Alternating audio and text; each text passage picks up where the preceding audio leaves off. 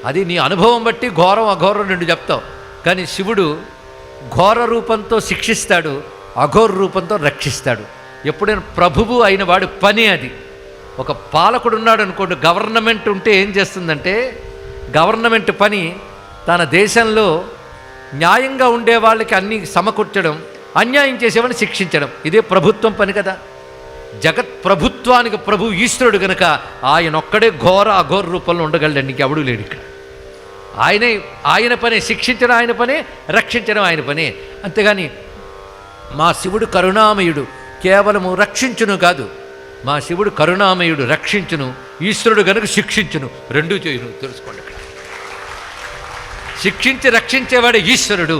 అది తెలుసుకుంటే ఎక్కడో ఉండి పరలోకము నుంచి చేయుడు, అందరిలో ఉండి అందులోనే చేస్తాడు.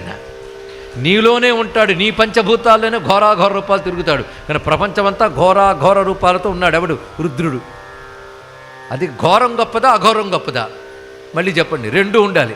వేసవికాలం సూర్యుడు ఘోరమే, కానీ అలా ఉంటే కానీ తర్వాత ఘోరం రాదు, అలా ఉంటే కానీ వర్షాలు రావు తర్వాత. కానీ ఘోరమైన అఘోరమైన మా శివుడే అనుకుంటే చాలండి. మొత్తానికి జీవితంలో ఎప్పుడూ దృష్టిలో పెట్టుకోవలసిన, గుర్తుంచుకొని ఫిలాసఫీ ఇదే: ఘోరం అఘోరం శివం. శివం అంటే నిన్న గొంతు చించుకున్నట్టు అర్థం చెప్పారు, గుర్తుందా? శివం శాంతం శుభం సుఖం, ఇవన్నీ కూడా శివం. ఘోరం అఘోరం ఇప్పుడు చెప్పుకున్నాం. సృష్టిలో ఘోరం అఘోరం కనబడుతున్నాయి, కానీ ఘోరం అఘోరంలో శివుడున్నాడన్న ఎరుకం అనుకుంటే అన్ని శివమే కలుగుతాయి. ఇది ఎప్పుడు గుర్తుపెట్టుకుంటే చాలు. అందుకే ఇది తెలుసుకోవడం కోసమే రుద్రాభిషేకమని ఇవన్నీ చేస్తూ ఘోర రూపంతో అఘోర రూపంతో ఉన్న శివ నీకు నమస్కారం అన్నామండి. అంతగా నువ్వు ఘోరం తీసేయి, అఘోరంగా ఉండని చెప్పకూడదు. నువ్వు ఘోరంగా అఘోరంగా ఉన్న శివుడివే అని తెలుసుకుంటే మాత్రం తప్పకుండా అనుగ్రహం వర్షిస్తుందండి, సందేహం లేదు.